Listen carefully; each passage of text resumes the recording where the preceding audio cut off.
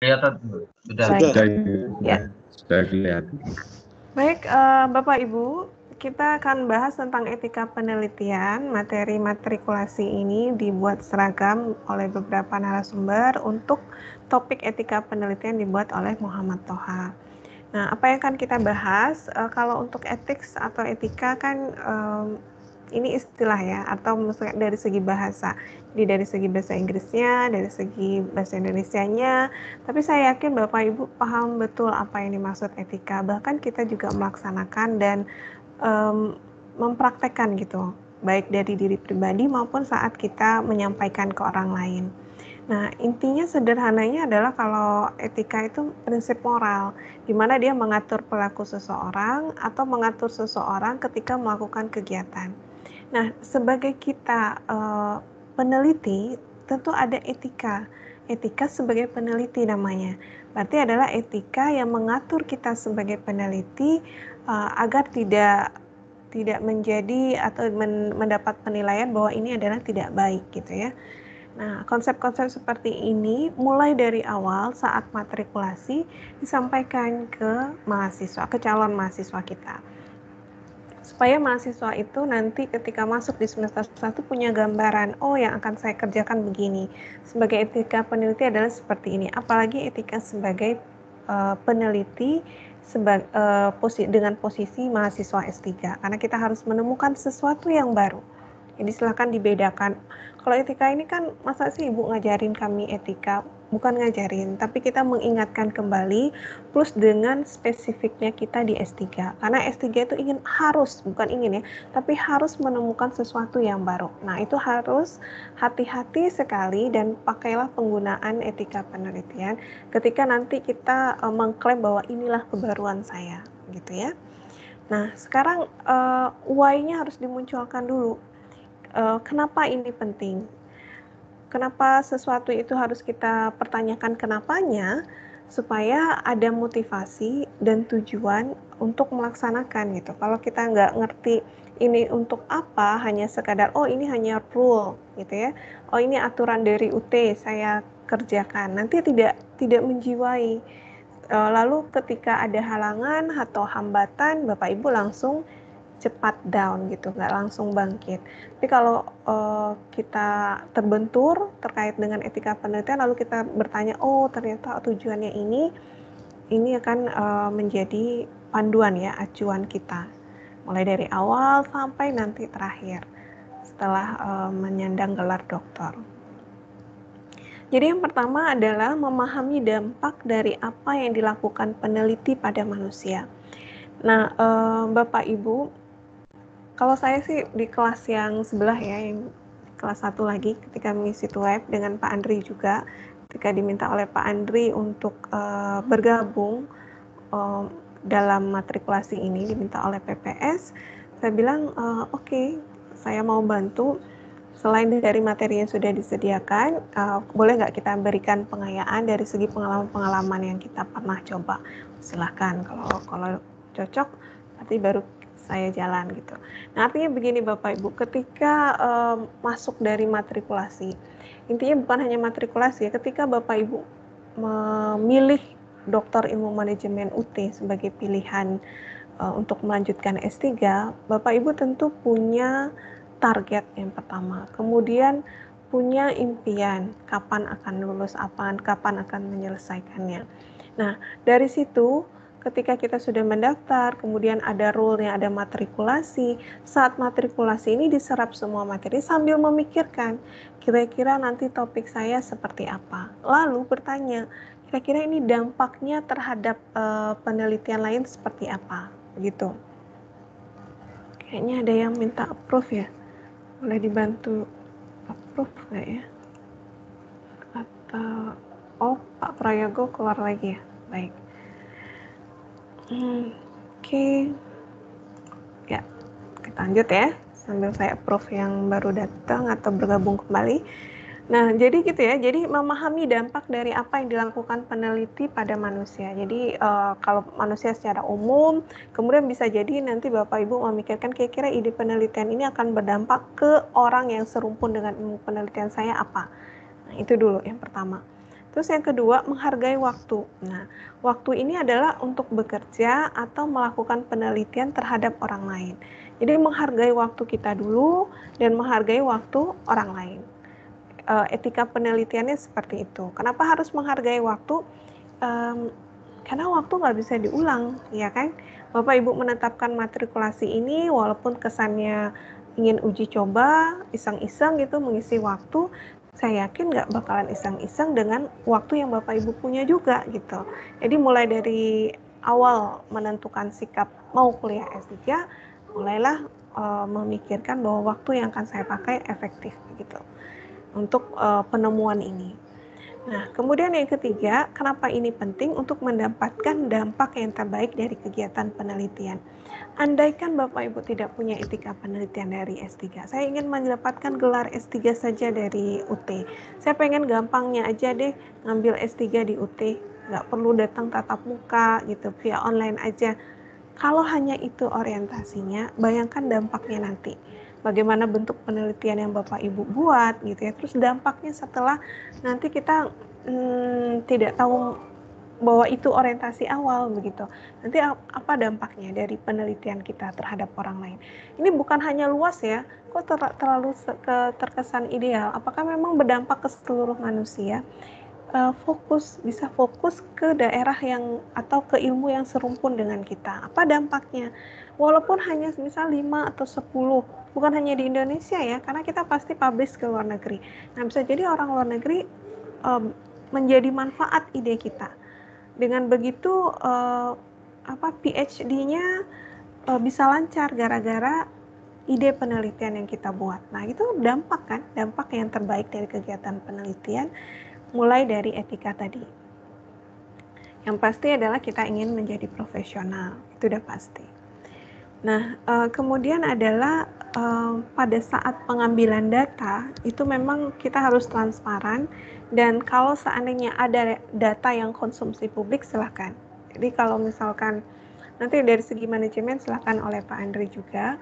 Tapi saya yakin ada beberapa data yang bisa kita ambil langsung.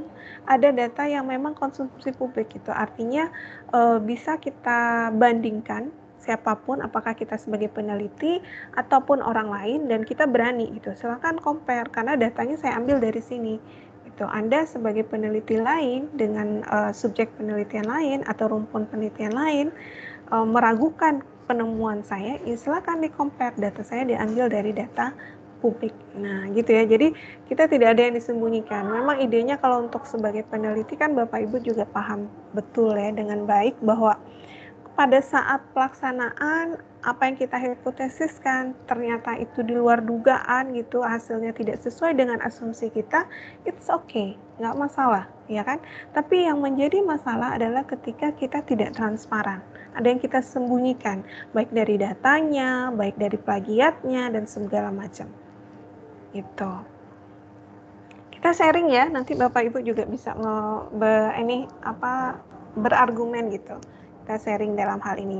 Kemudian yang keenam adalah menanggapi.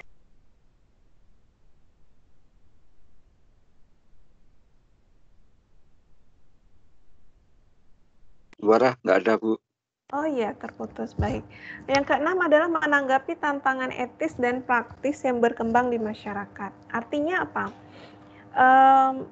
Bapak Ibu, makanya saya tanya tadi dinasnya dari mana. Mudah-mudahan kami bisa bantu kira-kira nanti riset atau arah penelitiannya ke arah mana.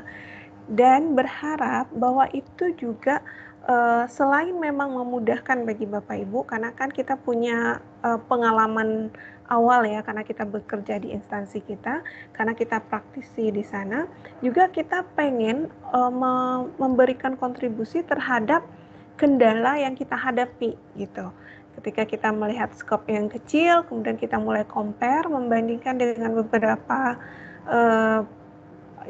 institusi lain gitu, atau dari segi topik yang lain.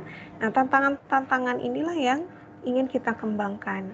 Mudah-mudahan ini bermanfaat bagi orang lain. Nah, jadi orientasinya begitu dulu ya, Bapak Ibu. Selain pengennya bermanfaat untuk kita supaya kita lulus S3 dengan tepat waktu, kita juga berharap mudah-mudahan ini juga bermanfaat oleh orang lain. gitu. Kalau mungkin bermanfaat untuk semua orang, bermanfaat untuk orang yang suka dengan topik yang saya bahas. Kenapa itu yang saya tanamkan berulang kali, bayangkan Bapak Ibu di posisi sekarang gitu. Posisi sekarang saat galau-galaunya menemukan sesuatu yang baru. Pengen ada sebuah artikel di mana di kesimpulannya dia beri open problem. Ini belum terpecahkan oleh saya si penulis. Silakan dilanjutkan oleh penelitian lain. Andaikan itu Bapak Ibu temukan pada tahun 2019 yang baru ini, Ibu langsung ambil itu lalu Ibu olah, lalu Bapak Ibu olah, kemudian digali dengan beberapa data, jadi temuan. Nah, itu kan dari etika si peneliti itu kan, si penulis itu gitu. Bahwa ini bermanfaat dan untuk memberi jawaban terhadap tantangan dan kendala di masyarakat, khususnya di rumpun ilmunya. Oke, itu ya, why-nya di situ dulu. Jadi setelah dapat, oh ternyata arahnya ke sini, baru kita mulai semangat. Nah, ada beberapa hal yang secara garis besar dari etika penelitian ini yang penting ya, penting-penting seperti ya, pertama otonomi atau hak peserta, kemudian ada risikonya diminimalisir, ada keterbukaan, jangan lupa tentang privacy dan keamanan data. Nah, ini privacy dan keamanan data perlu dijaga sekali. Kita akan bertanya kepada sumber kita apakah ini boleh dipublish. Kalau misalkan kualitatif ya, dengan rincian identitas si responden atau tidak. Nah, Bapak Ibu juga ketika menggunakan internet juga harus hati-hati dalam menggunakan privacy dan keamanan data ini. Kemudian jangan lupa untuk integritas. Hal-hal seperti ini ya, independensi, persetujuan yang jelas. Jadi intinya sederhananya adalah kita ingin cepat tamat, tapi jangan pakai jalur yang tidak biasa dalam tanda kutip ya. Nah, artinya ikuti alurnya. Kalau pengen bypass gitu, pengen tepat tamat, berarti yang perlu dilipat gandakan adalah lipat gandakan upayanya, tidur malamnya dikurangi, bangun paginya lebih cepat begitu, lebih banyak baca segala macam untuk membandingkan supaya kita punya percaya diri, punya pandangan ketika berargumen dengan minimal saat kita ujian nanti, yaitu dengan penguji, promotor, dan kopromotor terlebih dahulu. Nah, jadi hal-hal yang jelas seperti ini dimulai dari sekarang untuk merintisnya gitu. Jadi mulai untuk membaca. Kemudian kalau eksplorasi ya seperti ini tadi. Jadi ada nggak ketersediaannya perlindungan gitu ya, hal-hal yang norma-norma etika yang seperti saya sampaikan silakan dieksplor supaya kita tetap bertahan. Pasti ada nanti godaan. Saya yakin ada godaan untuk itu. Gitu. Tapi ingat itu lagi, ingat yang why-nya tadi itu. Nah, pada saat ini. Oke, Pak Andi, cukup ya. Baik, kita tutup ya Pak Andri. Oke, silakan Ufot ya. Ya, baik. Terima kasih Pak Andri untuk penjelasan tentang Medley dan motivasi untuk mahasiswa kita, calon mahasiswa ya. Saya sudah terbiasa menyebut mahasiswa ya. Amin. Amin ya Pak. Oke, baik.